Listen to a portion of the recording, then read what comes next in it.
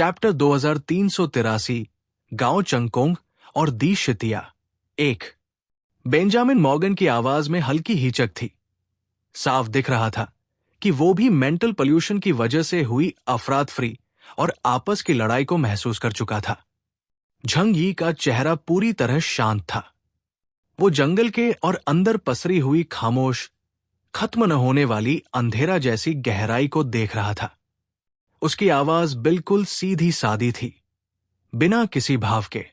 वो लोग, उम्मीद है आगे कहीं फिर मिल जाएं। वो थोड़ा रुका, फिर धीमे लेकिन मतलब भरी आवाज में बोला, आखिर यहां आने वाले हर इंसान का अपना अपना मकसद होता है ना? बेंजामिन की मुस्कान हल्की सी जम गई। फिर वो जबरदस्ती हंस पड़ा। बिल्कुल सही, हर किसी की अपनी अपनी महत्वाकांक्षा होती है। फिर उसने चालाकी से बात बदल दी। जंगल कितना डरावना है, संसाधन कितने कम है। ऐसी शिकायतें करते हुए वो हल्के से ये भी इशारा कर गया कि अगर चाहे तो थोड़ा बहुत आपसी सहयोग हो सकता है, खासकर आगे के हालात और खतरे वाली जानकारी शेयर करने में। झंग यी बस यूं ही सुनता रहा, कहीं कहीं बस एकाध लफ्ज में जवाब देता। ये थोड़ी देर की बातचीत, या सही कहें तो एक दूसरे को परखना, कुछ मिनट चली। उन्होंने आगे के रास्ते और संभावित खतरों के बारे में बस गैर जरूरी, सतही जानकारी ही शेयर की। आखिर में झंग यी ने बातचीत यही खत्म कर दी। उसने कहा कि जितनी जल्दी हो सके आगे बढ़ना चाहिए। इसलिए दोनों टीमें साथ चल पड़ी, ताकि रास्ते में अगर कोई खतरा मिले तो एक दूसरे की मदद की जा सके।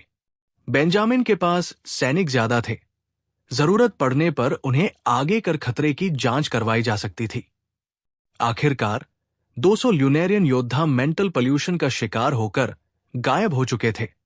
वो सब दानव बन चुके थे।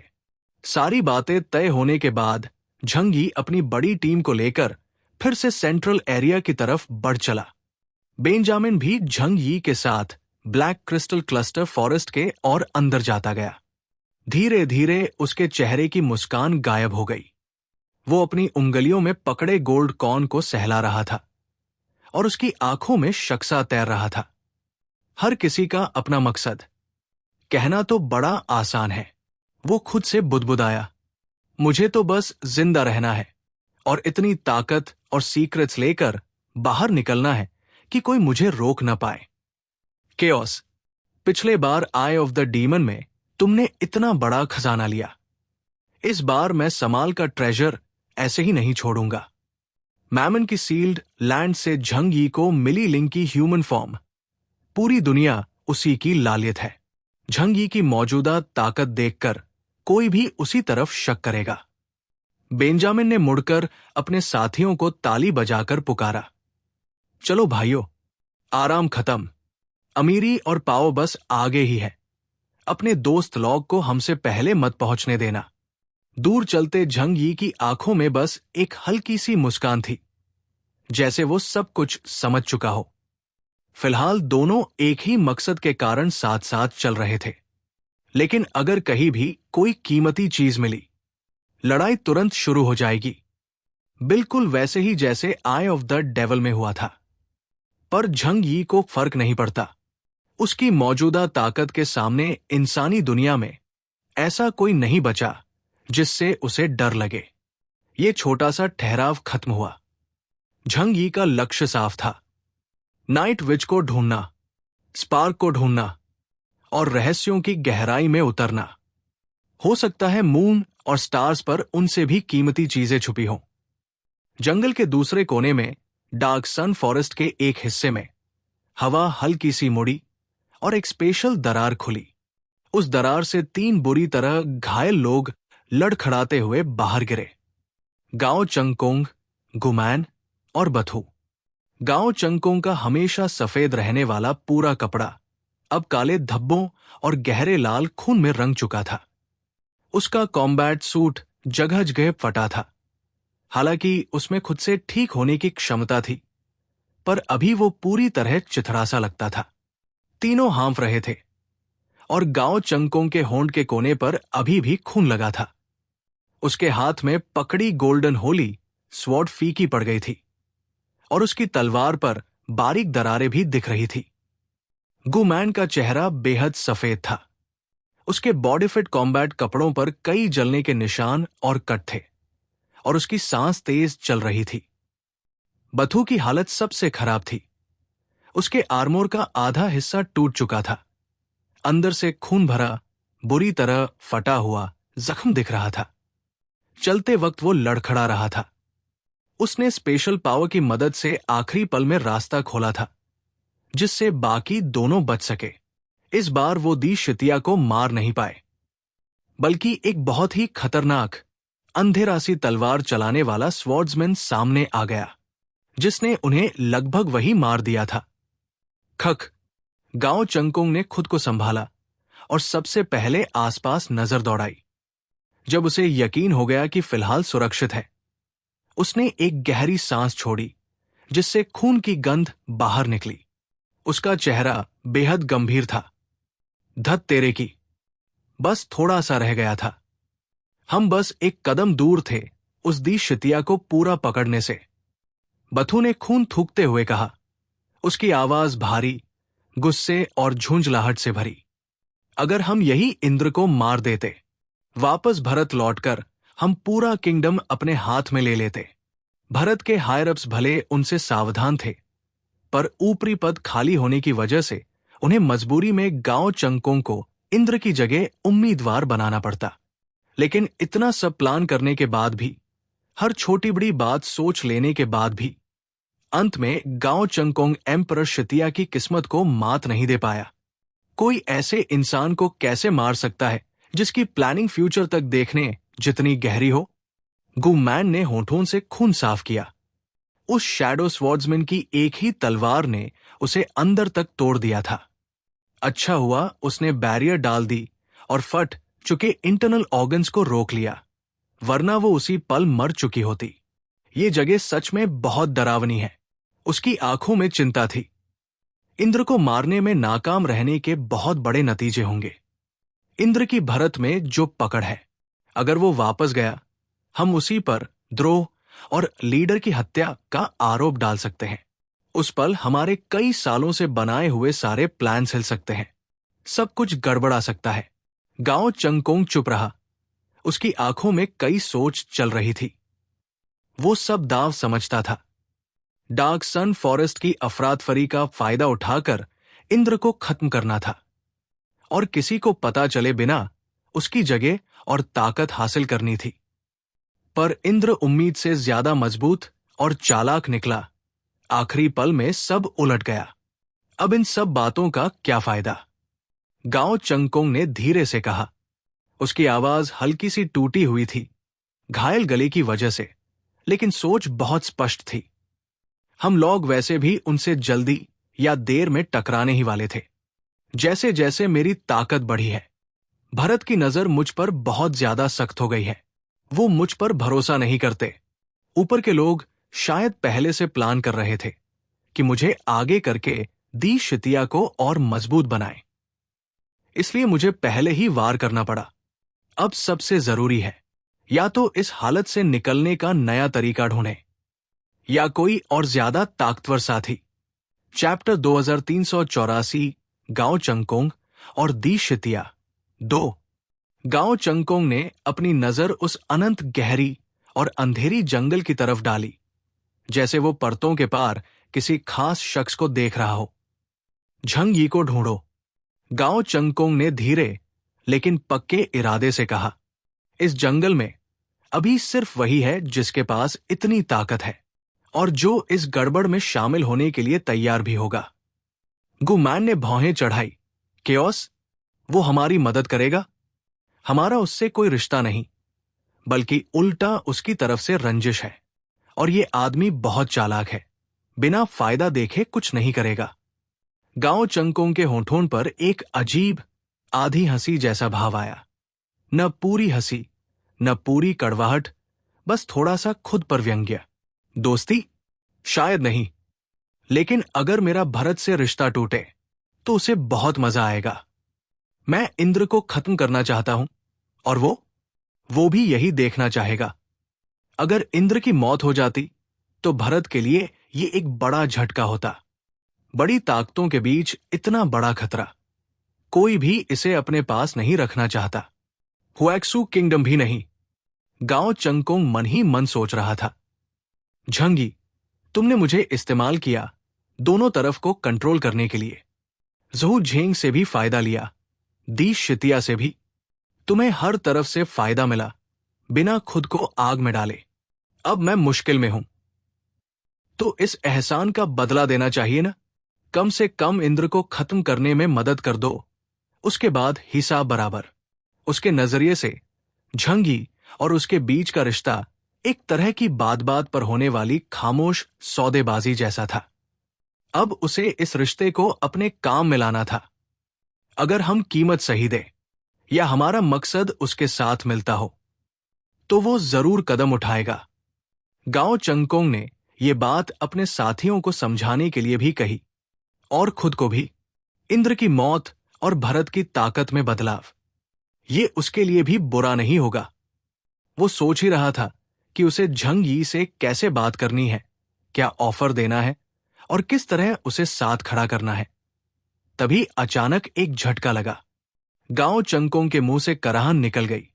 उसका पूरा शरीर जोर से कांप उठा और उसके हाथ से तलवार गिरते गिरते बची।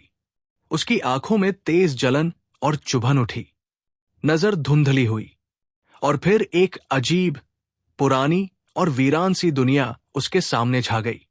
उसने जो देखा वो अब जंगल नहीं था, बल्कि एक अनंत काला शून्य, और उसके बीच में एक विशाल आंख जो धीरे धीरे खुल रही थी। वो आंखें गहरी खाई जैसी थी। उनकी पुतलियों में सितारों का जन्म, उनकी मौत और किस्मत की घूमती हुई रेखाएं दिख रही थी। एक अजीब सी भावना जिसमें पुरानापन, हुकूमत, दया और ठंडी पुकार सब मिला हुआ था। समंदर की लहरों की तरह उसके मन में घुसने लगी। ओह!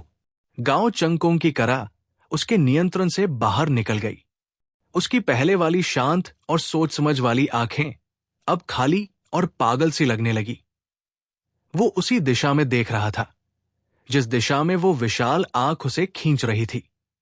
वहां चलो, उसकी आवाज नींद में बड़बड़ाते इंसान जैसी थी। चंगकोंग, क्या हुआ? गुमैन ने तुरंत उसे पकड़कर संभाला। बथू दर्द से कराहता हुआ हथियार कसकर पकड़े बोला, दुश्मन? लेकिन गांव चंगकोंग ने किसी की आवाज नहीं सुनी। वो अचानक गुमैन का हाथ झटककर एक तेज परछाई की तरह जंगल के एक खास दिशा में भाग पड़ा। उसकी रफ्तार इतनी ज्यादा थी जैसे कोई अदृश्य ताकत उसे खींच रही हो। इसके पीछे चलो।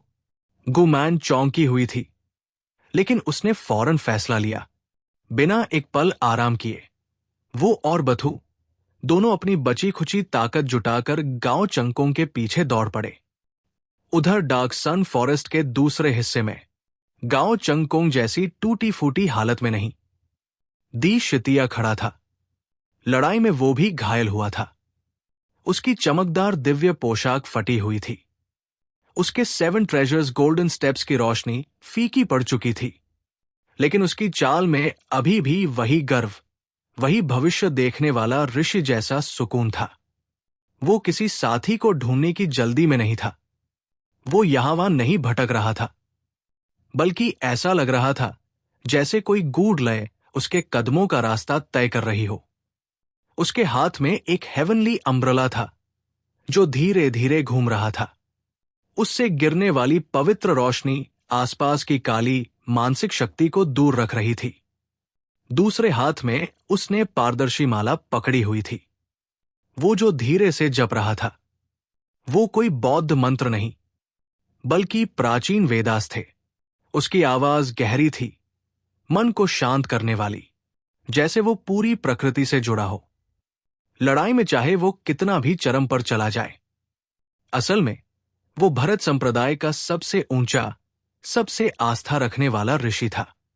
उनकी साधना, उनकी मानसिक शक्ति और उनकी तपस्या इतनी मजबूत थी कि डार्क सन फॉरेस्ट की मिलीजुली बुराइयां भी उसे छू नहीं सकती थी। यही आस्था की ताकत थी। वो सत्य से धरती और आकाश को थामता है, और ज्ञान की आंखों से सबको देखता है। उसके मंत्रों की गूंज और रोशन कमल एक छोटी सी पवित्र जगह बना रहे थे। उसकी आंखें शांत थी, जैसे वो अपना अंतिम रास्ता जान चुका हो। वो मुड़ी तुड़ी लकड़ियों वाले इलाके से गुजरा, फिर काले रेगिस्तान को पार किया और धीरे धीरे डार्क सन फॉरेस्ट के सबसे गहरे हिस्से में पहुंचा। कितना समय बीता पता नहीं। आखिरकार वो एक बहुत बड़े खुले मैदान में पहुंचा।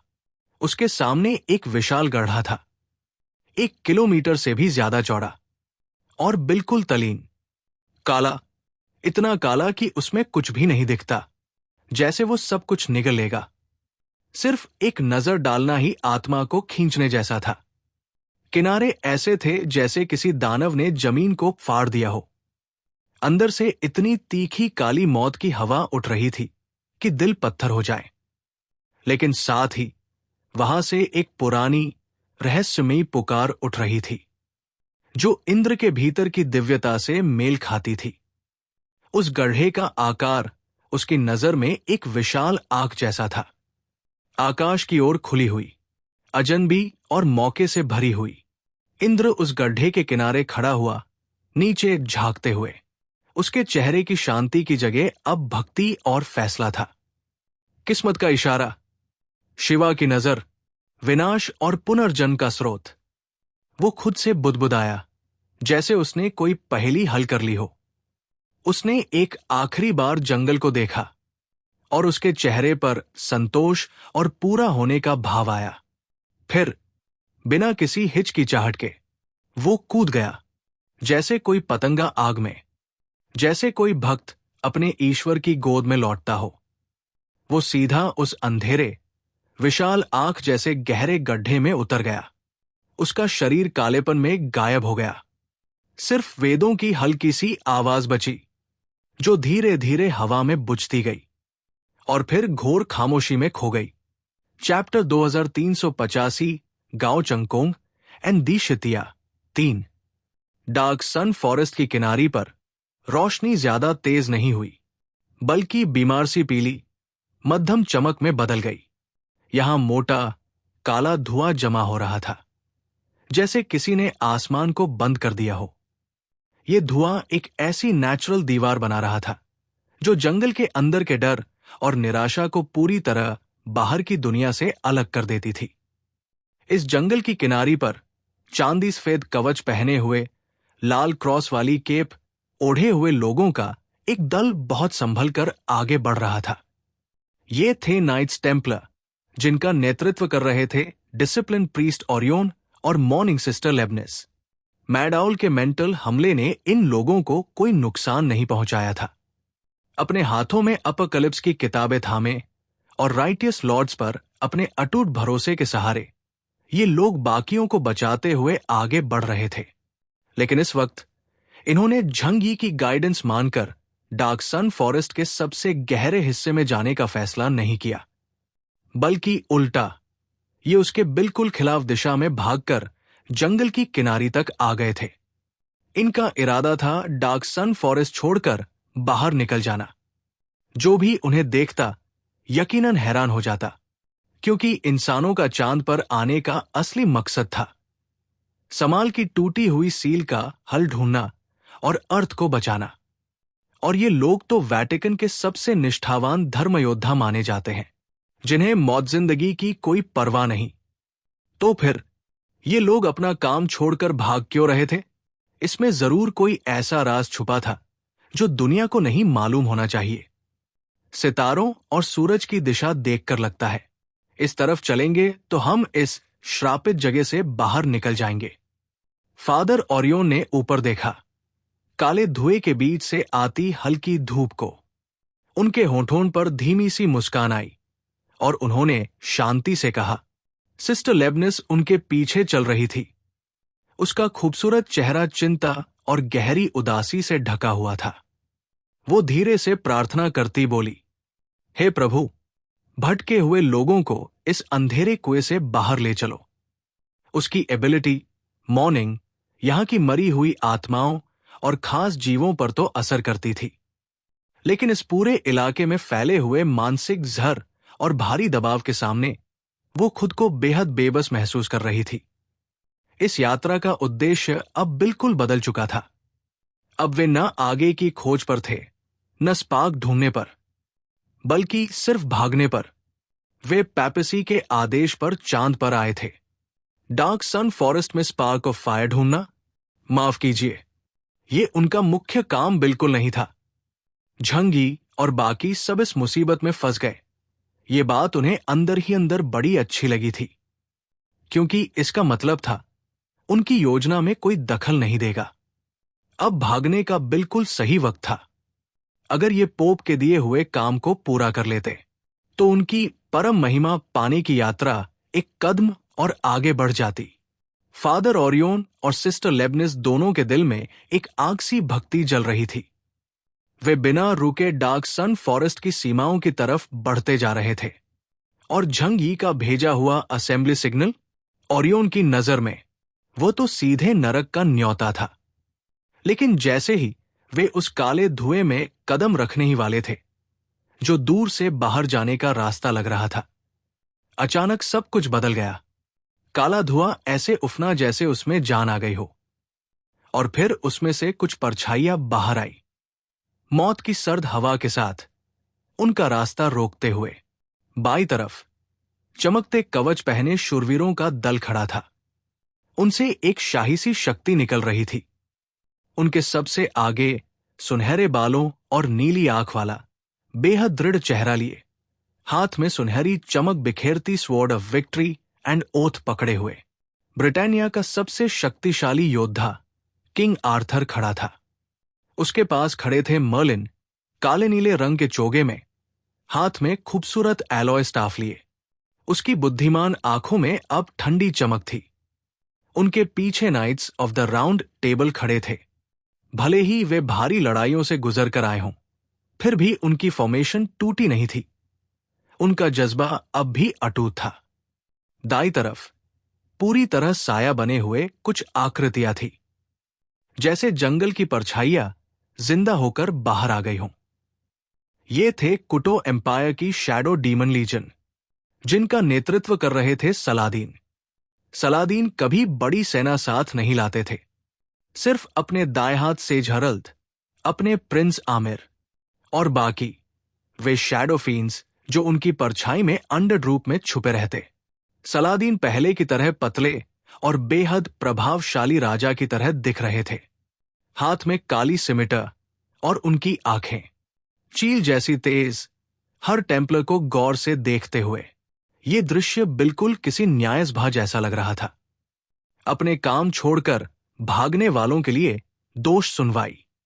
क्या तुम लोग इंसानियत से गद्दारी करके अपना काम छोड़ने वाले हो? सलादीन ने ठंडे स्वर में कहा। फादर ओरियन का चेहरा तुरंत बदल गया। दिल तेज धड़कने लगा। पूरी टेम्पलर टुकड़ी एकदम तनाव में आ गई। बस एक कदम और ये लोग डार्क सन फॉरेस्ट से बाहर होते। लेकिन ठीक उसी पल ये लोग सामने आकर खड़े हो गए। ये कोई संयोग नहीं लग रहा था। जैसे इन्हें पहले से मालूम था कि टेम्पलर्स भागेंगे, और ये लोग बस इंतजार कर रहे थे। फादर ओरियन के मन में एक बुरा शक उभरा। क्या इन्हें हमारे राज का पता चल गया है? नहीं, शायद ये बस हमें यही मारने आए हों।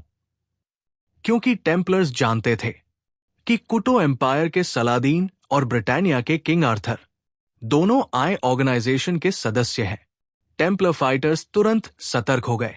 उन्होंने एक सुरक्षात्मक घेरा बनाया, हथियार निकाले, और उनके शरीर से होली लाइट और अनडेड फोर्स की लहरें उठने लगी। सन एंड मून एंजल्स की पीठ से रोशनी के पंख निकले। उनकी डिवाइन लाइट फैलकर पूरे इलाके में एक शक्तिशाली दबाव फैला रही थी। फादर ओरियन आगे बढ़े और गहरी आवाज में बोले, किंग आर्थर, सलादीन, हमारा रास्ता रोककर क्या आप होली सी के खिलाफ जंग शुरू करना चाहते हैं? किंग आर्थर ने तुरंत जवाब नहीं दिया। उन्होंने टेम्पलर्स को एक एक करके देखा, खासकर ओरियन और लेबनिस को थोड़ी देर तक। उनकी आंखें बेहद ठंडी थी, जैसे न्याय कर रहे हों। उन्होंने धीरे से पूछा, फादर ओरियन, सिस्टर लेबनिस, तुम लोग कहाँ जा रहे हो? केओस का बुलावा तो डार्क सन फॉरेस्ट के बीच में है। फादर ओरियन बिल्कुल शांत रहे। अपना तैयार किया हुआ बहाना तुरंत कह दिया, किंग आर्थर, हम डरकर भाग नहीं रहे। हमने एक बहुत ही महत्वपूर्ण बात खोजी है जिसे तुरंत पैपेसी तक पहुंचाना जरूरी है। ये पूरी दुनिया की सुरक्षा से जुड़ा मामला है और हमारे पास समय नहीं है। उसने भागने की हरकत को रणनीतिक जरूरत जैसा दिखाने की कोशिश की। सिस्टर लेबनिस ने भी धीमी, दया भरी आवाज में कहा, यहां का हाल हम सबकी सोच से कहीं ज्यादा खतरनाक है। बिना सोचे अंदर जाना बस बेकार की मौत होगी। हमें ये चेतावनी लेकर वापस जाना ही होगा। बहुत जरूरी बात, रिपोर्ट करना। सलादीन हल्का हंसा, लेकिन उसकी आवाज चाकू की तरह चुभने वाली थी। मुझे तो लगता है डर के मारे तुम्हारी हिम्मत टूट गई है और अब तुम भागना चाहते हो, और उस भागने को भी पवित्र बनाकर पेश करना। ये तो होली सी की पुरानी आदत है। तुम। फादर ओरियन का चेहरा लाल हो गया। उन्होंने गुस्से से सलादीन को देखा। किंग आर्थर ने हाथ उठाकर उन्हें रोका और उनकी आंखें तेज हो गई। ठीक है, बहस बंद करो। केओस पहले ही देख चुका है कि कुछ लोग दबाव से टूटकर गठबंधन को छोड़कर भागने की कोशिश करेंगे। प्यारे दर्शकों, प्लीज वीडियो को 800 लाइक और कमेंट जरूर करें। देखते हैं इस बार हमें कितने लाइक्स मिलते हैं। प्लीज सब्सक्राइब करें। Thank you so much.